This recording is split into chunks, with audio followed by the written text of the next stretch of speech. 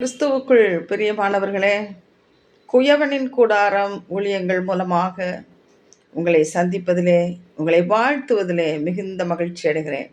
இந்த நாளிலும் வெளிப்படுத்தினல் விசேஷம் 3வது அதிகாரம் 12வது வசனம் இவ்வனமாக சொல்லுகிறது, ஜெயங்கொள்ளுகிறவன் எவனோ அவனை என் தேவனுடைய ஆலயத்தில் தூணாக்குவேன், தேவனுடைய நாமத்தை அவன் மேல் எழுதுவேன்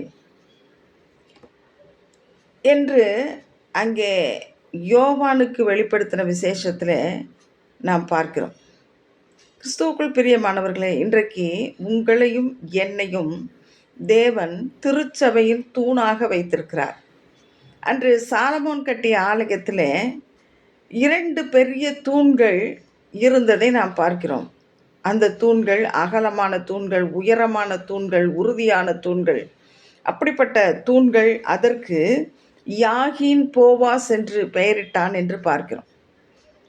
அந்த தூண்களைப் போல பரலோகத்திலே நாம் தேவனுடைய ஆலயத்திலே நம்மை தூணாக வைப்பது மட்டுமல்ல, கிறிஸ்துவுக்குள் பிரியமானவர்களே, நாம் சார்ந்திருக்கிற திருச்சபையிலும் நம்மை தூணாக வைக்க ஆண்டவர் போதுமானவராய் இருக்கிறார்.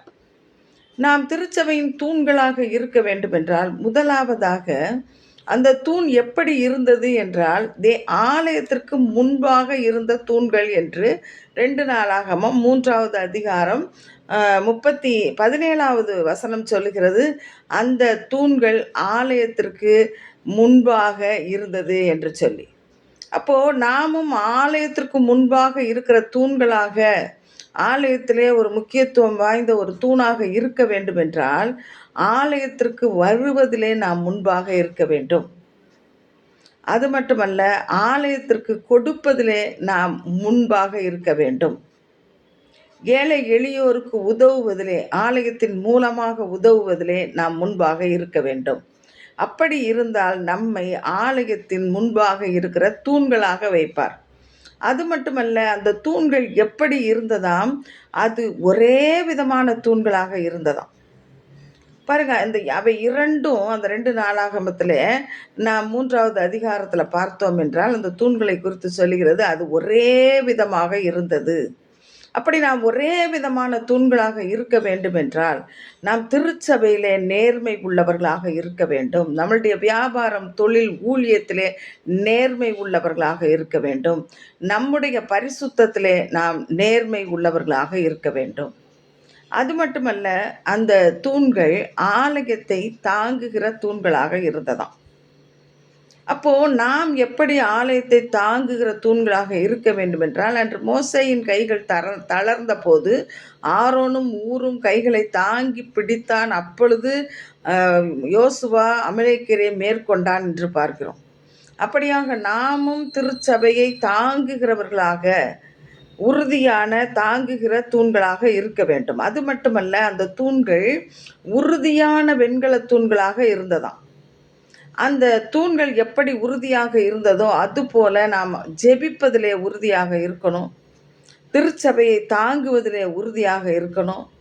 யோபு பக்தன் சொன்னது போல, யோபு பக்தனை குறித்து ஆண்டவர் சொல்லுகிறார், அவன் உத்தமத்தில் உறுதியாக இருந்தான் என்று சொல்லி. அப்படி நம்முடைய உத்தமத்தில் நாம் உறுதி உள்ளவர்களாக இருக்க வேண்டும். அது மட்டுமல்ல, அந்த தூண்கள் எப்படி இருந்தது, சபையிலே நிலைத்திருந்தது.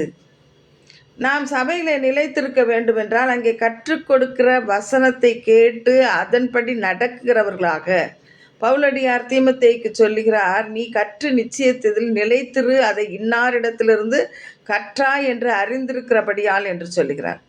அங்கே கற்றுக் கொடுக்கிற வேத வசனத்திலே நாம் நிலைத்திருக்கிறவர்களாக இருக்க வேண்டும். கிறிஸ்துவின் அன்பில் நாம் நிலைத்திருக்கிறவர்களாக இருக்க வேண்டும். எல்லாவற்றுக்கும் மேலாக ஆண்டவராகிய இயேசு கிறிஸ்துவின் வருகையை குறித்த அந்த காரியத்திலே நாம் உறுதி உள்ளவர்களாக, அந்த வருகையில் நான் எடுத்துக்கொள்ளப்படுவேன் என்ற உறுதி உள்ளவர்களாக நாம் நிலைத்திருக்கும் போது நம்மையும் ஆண்டவர் திருச்சபையின் தூண்களாக நிறுத்துவார்.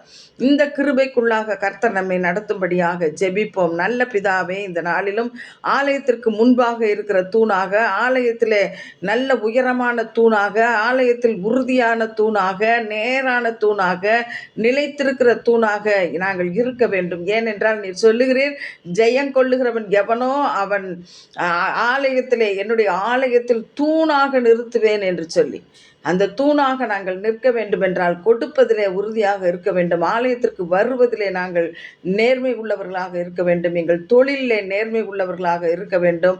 ஜபத்திலே உறுதி உள்ளவர்களாக, உத்தமத்திலே உறுதி உள்ளவர்களாக, பரிசுத்தத்தை காத்துக்கொள்கிறவர்களாக, கிறிஸ்துவின் அன்பை விட்டு எடுபடாத நல்ல பங்கை தெரிந்தவர்களாக, தகப்பனே வசனத்திலே நிலைத்திருக்கிறவர்களாக, உம்முடைய வருகைக்கு நாங்கள் எடுத்துக்கொள்ளப்படுவோம் என்ற நிச்சயத்தோடு நாங்கள் காத்திருக்கிற வேளையிலே எங்கள் ஒவ்வொருவரையும் திருச்சபையின் தூணாக மாற்றுவீர் என்ற நம்பிக்கையோடு உம்மை நோக்கி பார்க்கிறோம். இந்த நாளிலும் அப்படியாக நோக்கி பார்த்த ஒவ்வொருவரையும் நீர் ஆசீர்வதித்து அதன்படி நடத்தப் போவதற்காய் நன்றி.